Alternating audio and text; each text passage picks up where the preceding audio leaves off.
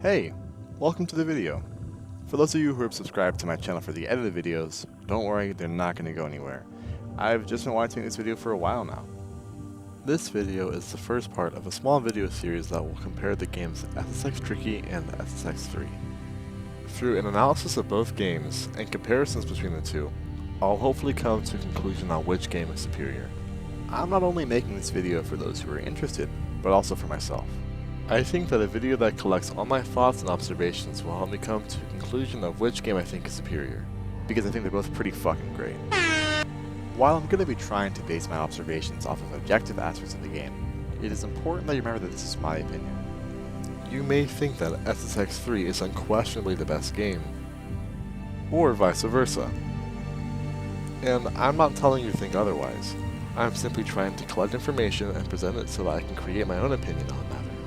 So hey, if you disagree with me in any way, or you think that I'm just wrong, or that I'm a fucking idiot, all those things, just let me know down in the comments. I really love talking about these games, so I'm sure that I'll respond to any comments that you guys give me. Alright, with that out of the way, let's give an overview of how the video will be organized, because, as you can see, it's pretty fucking long. So, here's how the videos will be organized. The review will be separated by the game information, the setting, the characters, the snowboarding, the soundtrack, and then I'll give some closing thoughts. I'll start with the section, discuss it for both games individually, and then afterwards make a summary to put the differences and similarities into perspective. By the time we're done, we should have a good idea of what game is the best. Alright, let's get started with the review. This is gonna be very, very interesting.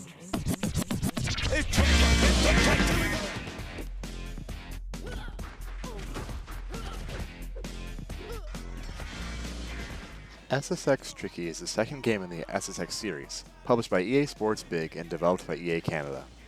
It was released in 2001 for the PlayStation 2, the original Xbox, and the Nintendo GameCube. SSX's title derives from Snowboard Supercross, and the Tricky in the name comes from Run DMC's It's Tricky, a song that is heard during the title intro and when the character gets full adrenaline after doing tricks. The PlayStation 2 version of this game is widely regarded as the best version, as it has received a 92 on Metacritic, while the GameCube and Xbox versions have both received 87 and 88, respectively.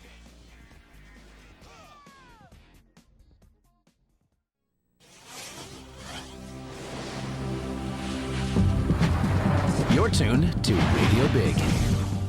I'm DJ Atomica, the eyes and ears of SSX for spectators and competitors alike, broadcasting live from my nifty little sound. SSX 3 is the third game in the SSX series, and, like its predecessor, SSX 3 was published by EA Sports Big and developed by EA Canada.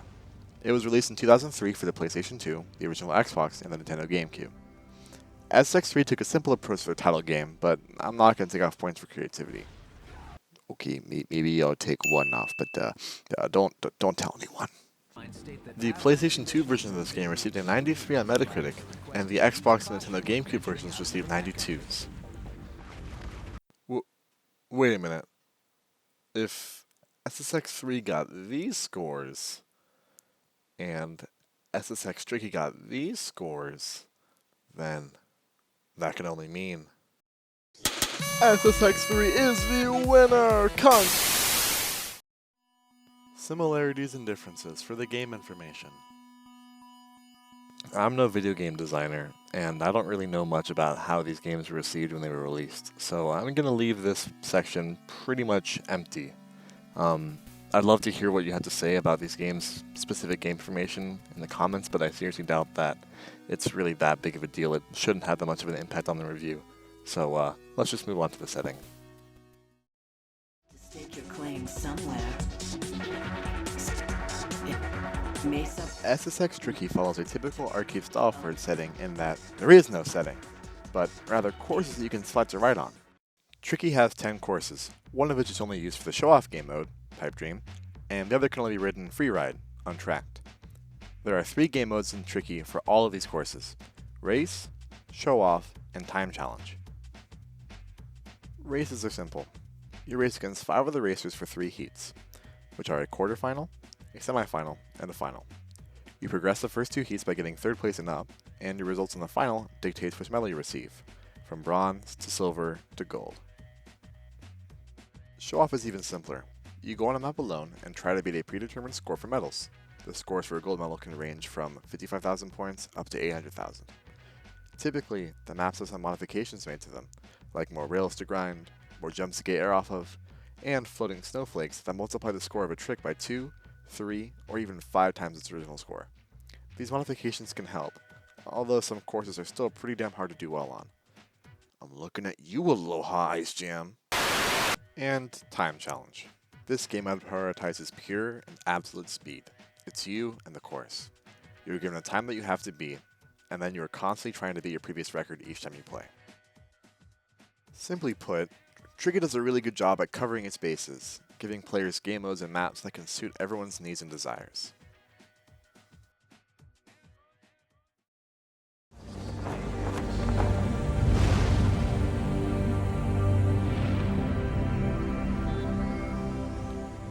SSX 3 takes a different approach to courses in their game, and we can now concretely say that there is a setting. It's simply called the mountain. The mountain has 3 peaks, and the player starts off at peak 1. As the player wins more races and gets more money, more of the peaks open up, which means more courses for the player to ride on. Due to this addition, SSX 3 is the most open world SSX game ever made, maybe even the most open world snowboarding game ever made. Well, until Steep at least, which, fun fact, actually inspired this video.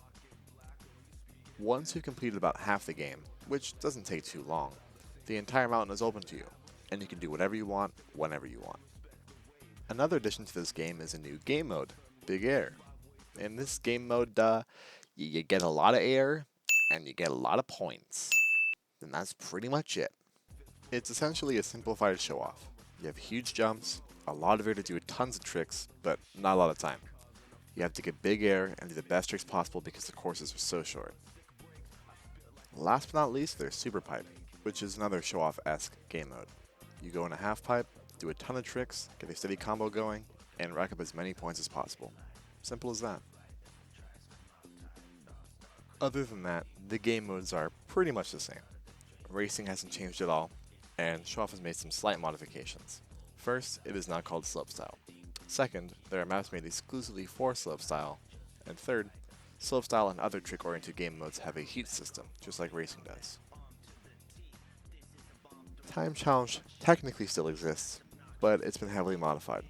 You can still race against the clock, but instead of doing it on one course, you do it in the form of a peak challenge, like peak race or peak slopestyle. You can race down peak 1, peak 2, or the entire mountain, either trying to beat the clock or trying to beat the course points record. That being said, it's very similar to a race or slopestyle event, and it's even placed in those respective sections. All courses considered, SSX 3 has 5 race courses, 3 big air courses, 3 slopestyle courses, 3 super pipe courses, and 3 top of the peak courses, which means you have 17 courses of varying lengths to ride on. Differences and similarities for the setting. There's a lot to cover with this one, so I'll just get straight into it. Yes, purely from a quantitative standpoint, SSX 3 has more courses than SSX Tricky, with 3 having 17 and Tricky having 10. But that's not how we're going to do this. More does not necessarily mean better. SSX 3's greatest strength as a whole is the mountain. It holds everything, and it's very easy to just cruise from the top of peak 3 all the way down to peak 1, and it's very fun. It gives the game an obvious sense of connection, and it makes the entire environment feel homey. DJ Atomica immerses you into the environment with his commentary of the events on the entire mountain, and it helps you feel that you really belong on the mountain. Here's some info for those of you new to Big Mountain. As the SSX circuit gets underway, the place is, once again, filling up with sponsors, fans, media, and competitors. Be advised, tourists, this means nothing is open any earlier around here. That's just not how we work. Everything feels like it's at an arm's reach. And, if you don't feel like snowboarding to get to your location, you can just use the transport. The immense nature of the mountain provides so much content and places for you to explore. And on this point, SSX Tricky differs greatly. All of the courses are scattered around the world, and you simply choose a course and are put there.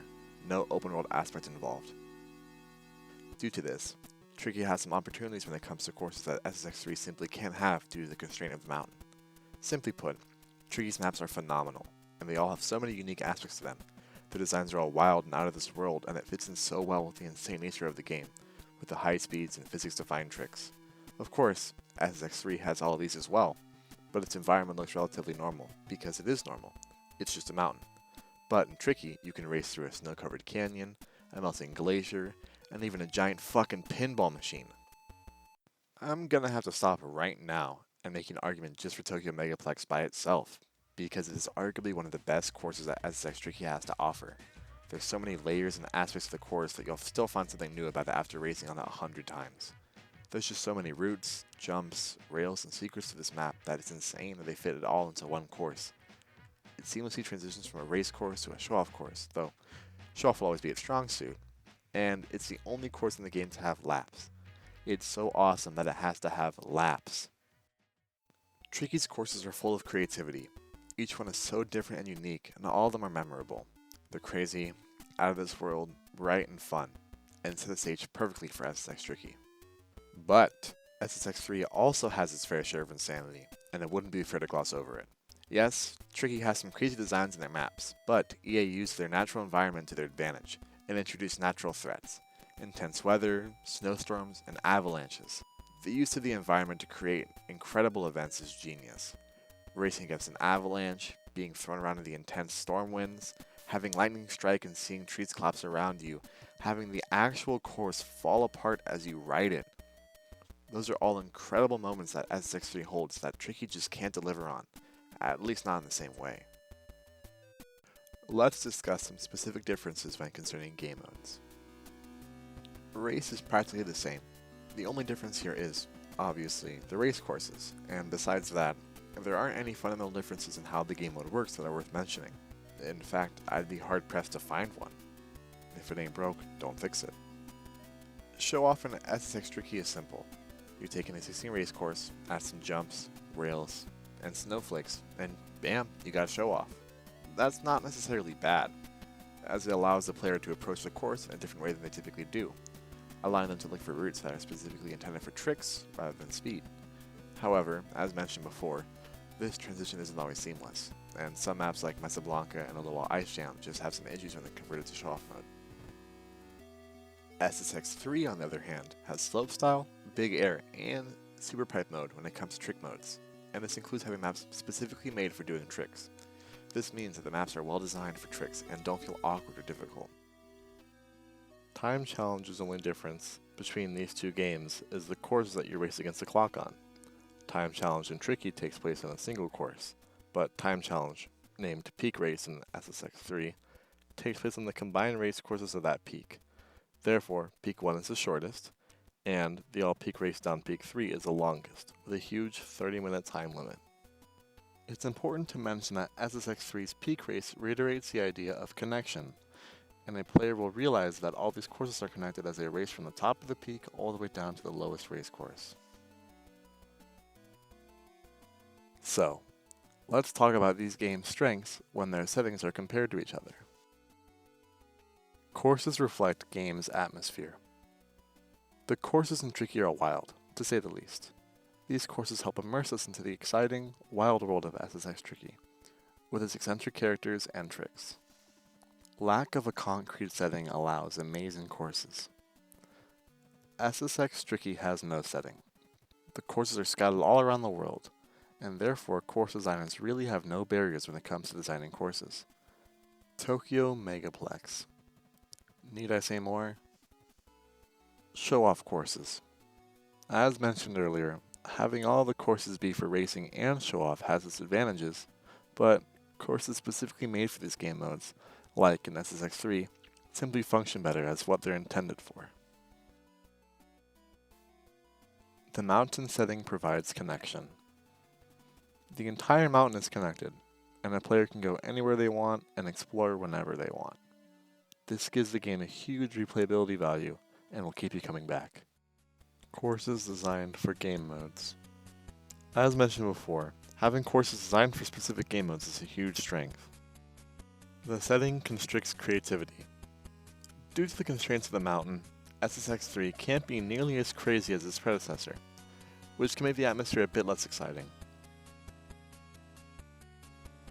So, in summary, Tricky has a boundless setting, crazy courses that match the crazy game itself, but some courses aren't fit for some game modes. SSX 3 has a huge sandbox setting, very well designed courses, but the courses are constricted by the natural setting. So, that's the first part of this video finished. Check out the next part for a discussion on the game's characters.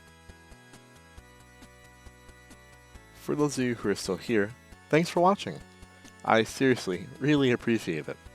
And for my subscribers, I'm really sorry that I've been dead for the past few months. I know you've heard it before, but real life got in the way. But don't start thinking that I'm going to stop making visual summary videos, because I'm not. I love making those, and I know that you will like them too. I just kind of want to start taking a break and making a serious video because I really care about these two games a lot, as you can tell. So, I really hope you all like this video, and I'll see you next time.